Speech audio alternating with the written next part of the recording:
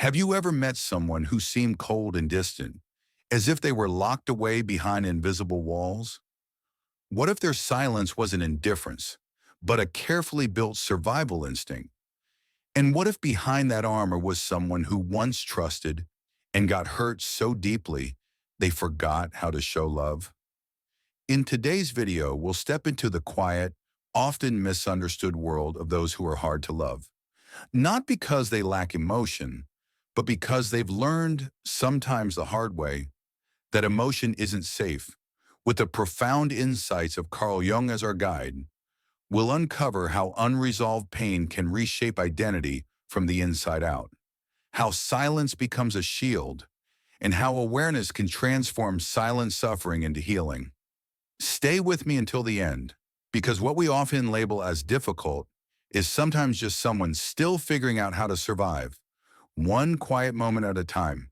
And before we dive deeper, don't forget to subscribe to the Daily Stoic, where we explore the unseen, the unspoken, and the forgotten truths of the soul. Let's begin. Some people don't look wounded. They appear calm, in control, perhaps even emotionally detached. But often what we mistake as indifference is the psyche's quiet cry for safety.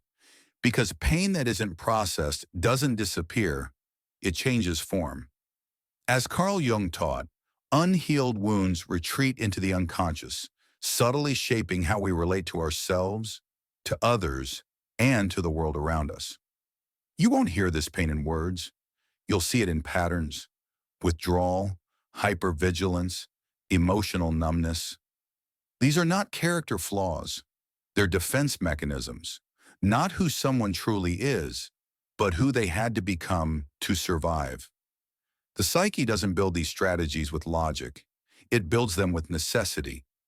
A person may seem distant or overly rational, not because they don't crave connection, but because connection once meant pain. Jung called these defense patterns complexes, emotional structures born out of trauma. They're not weaknesses, they are protections, automatic, unconscious, and often invisible, even to the one wearing them. The deeper the wound, the more seamless the armor, especially when the hurt came from love, from family, from trust, from the very places that were supposed to be safe. So vulnerability begins to feel dangerous. And in response, walls go up: emotional detachment, skepticism, radical self-reliance. Not because closeness isn't desired, but because closeness once betrayed them. The unconscious becomes a gatekeeper, scanning every moment, even peace, for signs of threat. And over time, these defenses become what Jung called the persona, a social mask. But for many, the mask stops being a mask. It becomes a role they live in full time. They appear strong, composed, even admirable, but behind it is someone who learned early on that being seen can hurt. And the longer the mask is worn, the harder it is to remove. Healing doesn't ask us to rip it off. It gently invites us to loosen it, to let the soul breathe again through the cracks. But not all pain builds walls. Sometimes it opens something else. There are those who, after suffering, become exquisitely sensitive.